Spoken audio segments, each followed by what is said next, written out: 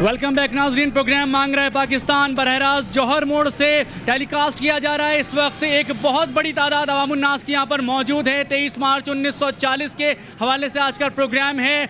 नज़रिया पाकिस्तान क्या था, पाकिस्तान बनाने का मकसद क्या था, और आज तकरीबन 70 साल के बाद हमारे पास जो पाकिस्तान मौजूद है वो पाकिस्तान कैसा पाकिस्तान है। जनाब, असल में 23 मार्च को हमें एक आज़ादी तो मिली, एक आज़ादी का जो ख्वाब देखा था वो 14 अगस्त को हमारा आज़ादी का ख्वाब पूरा हुआ, लेकिन कौम पूरी तरीके से आज़ाद नहीं हुई अभी। ज़हनी तौर पे आज़ाद नहीं हुई, हुक्मरान आज़ाद नहीं हुए, अपने फ़ैसले करने में आज़ाद नहीं है। फ़ैसले अपने और लोगों से पूछते हैं और लोगों से लेते हैं, अपनी ज़ात से बाहर नहीं निकलते, अपने मुल्क के लिए नहीं सोचते हैं। जब तक अपने मुल्क के लिए नहीं सोचेंगे मुल्क तरक्की नहीं करेगा। हर आदमी अपने लिए सोचता है और अपना मुस्तकबिल बनाता है। ये तो वो बातें हैं कि अगर आप एक आम इंसान से पूछें तो वो कहेगा कि सब लोग मफाद परस्त हो गए।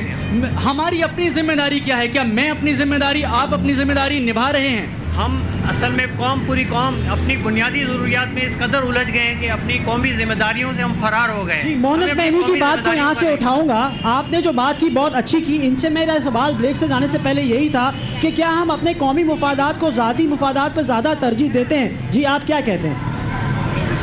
हम अपने ज़ाती मफादात को कौमी मफादात पे ज़्यादा तरजीह देते हैं। क्यों? क्या हमें वो हुब्बुल वतनी नहीं रही अब जो उस दौर के मुसलमानों में थी? बदकिस्मती से कायद-ए-आज़म ने जिन 3 चीज़ों पर जोर दिया था हमने उन पर अमल नहीं किया। Unity, faith and discipline. इत्तेहाद की कमी है, इत्तेहाद का फुकदान है। आप इस बात से एग्री करेंगे? बिल्कुल इत्तेहाद का फुकदान है। यहाँ पर देखें आप, हम बहसियत पाकिस्तानी है ही नहीं। देखें हम लोग सूबे की बात करते हैं, पाकिस्तानी नहीं है हम तो कौन है? ये कैसा पाकिस्तान है? पाकिस्तान तो तोड़ दिया कायद-ए-आज़म का पाकिस्तान। मशरकी पाकिस्तान अलग हो गया हमसे। क्यों अलग हुआ?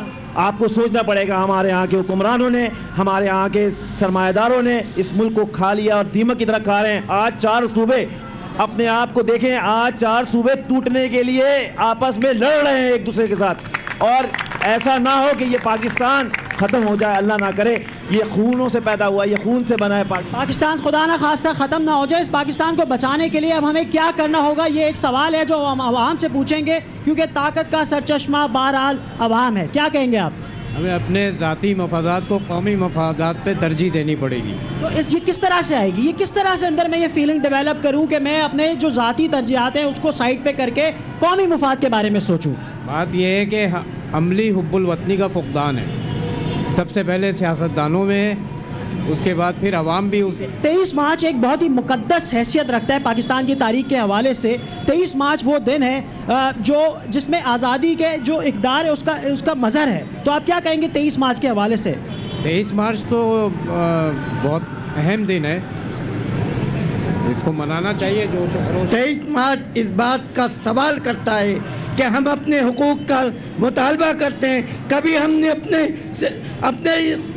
दिल से टटोला है कि हमने पाकिस्तान के लिए क्या फ़राइज़ अदा किए, पाकिस्तान को बनाने के मकासद को किस तरह हल किया।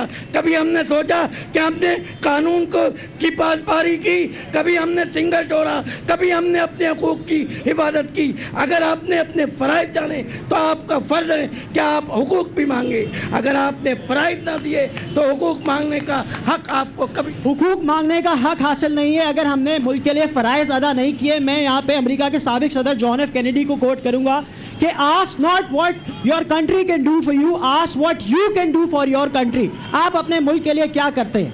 देखिए 1857 से 1947 तक 90 साल जद्दोजहद में जिन लोगों ने पाकिस्तान बनाया था, क्या वो आज हयात हैं? उनकी रूहें ज़रूर शर्मा रही हैं। मौलाना मोहम्मद अली जौहर, मौलाना शौकत अली, सर सैयद अहमद ख़ान। हमें इन्हीं लोगों की ज़रूरत है, तो हमें ऐसे ही किरदार पैदा करने होंगे। और दूसरी बात, क्या ये वो पाकिस्तान नहीं है जिसका ख्वाब देखा गया था? देखिए, लगा दो लाख पहरे मेरी ज़बां पे, मुसलमान हूँ, मर्द हूँ, पाकिस्तान का वफादार हूँ, पाकिस्तान का सच्चा सिपाही हूँ, मेरी रूह तो बोलेगी।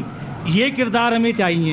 जी, इनका कहना था कि बानी पाकिस्तान की जो रूहें अब शर्मा रही हैं। आप इस बात से इत्तफाक करेंगे? आप सिर्फ ये बताइए कि बानी पाकिस्तान की रूहें अब शर्मा रही हैं इस पाकिस्तान को देखकर। जी हाँ, बिल्कुल।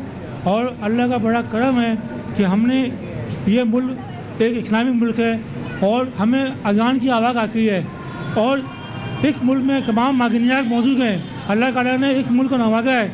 तमाम चारों मौसम मौजूद है, तमाम हर चीज़ यहाँ मौजूद है। हर चीज़ मौजूद है। इसके बावजूद भी हमारा जो शुमार है वो मुल्क के दुनिया के तरक्की याफ्ता ममालिक में नहीं किया जाता। इसकी क्या वजह है, ये जानने के लिए ही हम आवाम के पास आए और उनकी ज़बानी जानेंगे कि वो क्या सोचते हैं। जी मोनस। जी बिल्कुल, जिस तरह से बात की जा रही है, एक बुनियादी नुक्ता जो हमारी समझ में आया है कि अपने ज़ाती मफाद को बाले ताक रख कर मुल्की मफाद पर मुल्की मफाद को ज़्यादा तरजीह दी जाए।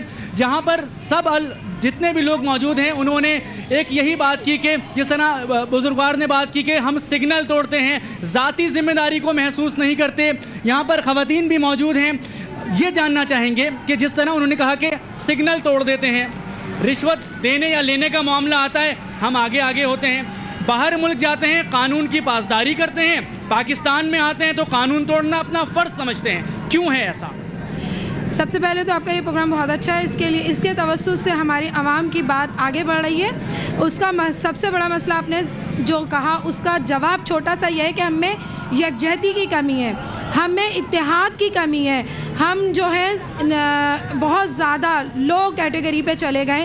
पाकिस्तान ग्रीन पासपोर्ट हमारा पूरी दुनिया में इसलिए बदनाम हो गया है कि मैं अपना ज़ाती मफाद पहले देखती हूँ और कौम का मफाद बाद में। कायद आज़म की रूह आज इतनी शर्मिंदा इसलिए होती है कि उन्होंने पाकिस्तान इस्लामी इक़्तिदार पे बनाया था, दो नज़रिए पे, वो उसमें से दोनों ही फौत हो गए। कि मैं चाहती हूँ कि आपसे ज़्यादा मैं कमा लूँ, आप जो कमा रहे हैं वो भी छीन लूँ। और हमें इस बात को अब इस तरह ख़त्म करना होगा, जो एक आपका मोटिव है मांग रहा है पाकिस्तान, वो इस तरह के सबको अपना अपना एहतसाब खुद करना चाहिए। अगर मुझे गवर्नमेंट जॉब नहीं मिलती है तो मैं उस पर यह नहीं कहूँ कि वो फला पार्टी का बंदा था उसको जॉब मिल गई, मेरे पास सलाहियत थी, पैसा नहीं था, सिफारिश नहीं थी, मुझे जॉब नहीं मिली। गलत। आप दूसरे ममालिक को तरक्कियों पे देख रहे हैं इस वजह से कि वो अपना एक एक मिनट बहुत ज़्यादा अपना एक मिनट काम के उसमें अपनी तरक्की के लिए लगाते हैं। अच्छा और हमारे यहाँ सोने में गुजारते हैं। खास तौर पे मेरे नौजवान, मोबाइल, इंटरनेट, इसके अलावा कुछ नहीं। मेरे भाइयों, मेरे बच्चों, अब जागो, आप थर्ड जनरेशन और आपसे सारी उम्मीदें, और आप अपना हक और अपना फर्ज निभाइए, क्योंकि अब हमें पाकिस्तान को कुछ देना है। बहुत शुक्रिया, बहुत अच्छा हक और अपने फर्ज की बात खातून ने की है। इन्होंने एक और बात बहुत अच्छी की जिसका पॉइंट मैं उठाना चाहूँगा कि यहाँ पे मेरिट पे फैसले नहीं किए जाते, और दूसरे बैरून ममालिक हम देखते हैं कि मेरिट पे तरक्कियाँ होती हैं, मेरिट पे भर्तियाँ होती हैं, मेरिट को नज़रअंदाज किया जाता है हर मोड़ पर पाकिस्तान में, हर इदारे में। क्या कहेंगे आप?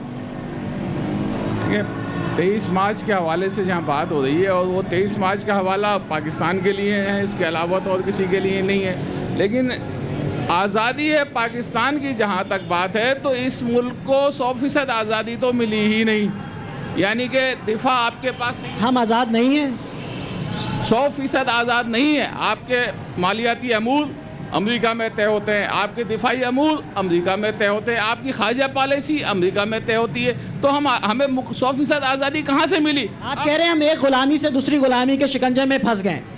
हम बेवकूफ़ बनाए जा रहे हैं, और हमारे वो मुसलमान जो शहीद हुए 20 लाख के करीब, वो सादा लो मुसलमान थे, वो उनकी बातों में आ गए। लेकिन चलें, अगर ये मुल्क बना है और हमें इस मुल्क को संभालना है, तो पहले हमें उन सरमाएदारों और जागीरदारों से निजात लेनी होगी। उसके बाद हम अपने, तो पूरे पाकिस्तानियों के लिए एक पैगाम यह है कि जनाब, आप लोग छोटे छोटे इशू और वो नॉन इशू होते हैं उनके लिए लड़ते हो, आप इकट्ठे होकर रोडों पे आओ, आप अपने हकूक़ के लिए आवाज़ बुलंद करो। आप सिर्फ अपने ज़ात या अपने छोटे छोटे कबाइल या छोटी छोटी, ठीक है, आपकी बात समझ आ गई। छोटे छोटे इश्यूज़ में मुब्तला हो गए और बड़े बड़े जो इश्यूज़ हैं उनको बिल्कुल नॉन इशू बना के हमने साइड पे कर दिया, इनका कहना था। जी जी बिल्कुल, मैं चाहूँगा इनका भी वो लीजिए, कुछ कहना चाह रहे हैं। ये जो साहब जो बैठे हुए हैं उन्होंने बोला सिंगल तोड़ते हैं लोग, सही है। सिंगल तोड़ने का मसला ये है कि मंजूर वसान, जुल्फ़िकार मिर्ज़ा, और अब SHO और शिप बिकती है, DSP शिप बिकती है, और अपना ये मेरे को बताएं, SO लगने के लिए 5 लाख रुपए देकर आएगा कोई बंदा, तो वो तो सिंगल तोड़ेगा, वो चालान करेगा, पैसे लेगा। जी, मेरिट को नज़रअंदाज किया जाता है, बस ठीक है, यही इनका पॉइंट है कि मेरिट को नज़रअंदाज किया जाता है। जी जी हाँ, बिल्कुल, बात वहीं पर आती है। जब भी हम अपना प्रोग्राम शुरू करते हैं, मौजू कुछ भी उठा लेते हैं, वो मेरिट पर या तालीम की कमी पर आकर रुक जाता है। ये बात हल तलब है कि आखिर आज तक हम अपनी कौम को पढ़ा लिखा क्यों नहीं सके, ख्वानदगी की शरह इतनी कम क्यों है, आज इतना अरसा गुजर गया पाकिस्तान को बने हुए, हमारी हालत ज़ार तब्दील होती नज़र नहीं आती, हाँ मज़ीद बिगड़ती हुई नज़र आ रही है। फिलवक्त एक ब्रेक लेंगे, ब्रेक के बाद दोबारा हाजिर होंगे और ये सोचेंगे कि आने वाला अगले साल का 23 मार्च आज के 23 मार्च से कितना बेहतर होगा। हमारे साथ रहिए, एक ब्रेक के बाद दोबारा हाजिर होंगे।